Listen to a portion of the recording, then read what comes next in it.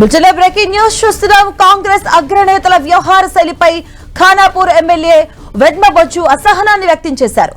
పార్టీలో నా మాట ఎవరూ పట్టించుకోవడం లేదంటూ కూడాను ఆయన అసహనాన్ని వ్యక్తం చేశారు. ఎమ్మెల్యే బొజ్జు బీజేపీ ఎమ్మెల్యేలు చెప్పినట్టుగా వింటున్నారంటూ కూడాను హాట్ కామెంట్స్ చేశారు. ఎమ్మెల్యే బొజ్జు బీజేపీ బీఆర్ఎస్ ఎమ్మెల్యేలకే ప్రాధాన్యత ఇస్తున్నారంటూ కూడాను హాట్ కామెంట్స్ చేయడం జరిగింది.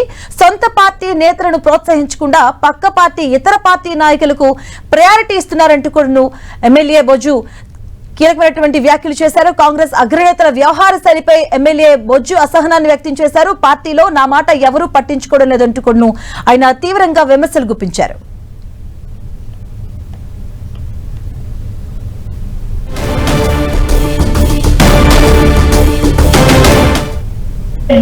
మీకు తెలవాలి, ఈ రోజు కొన్ని ఎవరికేం తెలియదు. ఇక్కడైతే పాయసంకర్ చూసుకుంటారు, నిర్మల్ అయితే మహేశ్వర రెడ్డి చూసుకుంటారు. అక్కడ నేను డీసీసీని, ఇక్కడ నరజాలో డీసీసీ.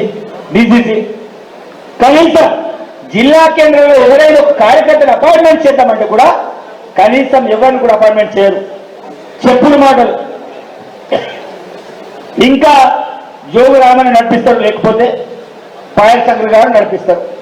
మరి మేము ఎస్టీ ఎమ్మెల్యే ఉండి మరి ఆ ప్రాంతంలో మా ప్రాంతంలో బ్యాక్వర్డ్ ఏరియా అంటే మా పిల్లలు ఇక్కడ ఎవరు కూడా జిల్లా కేంద్రం ఎలిజిబుల్ కారా?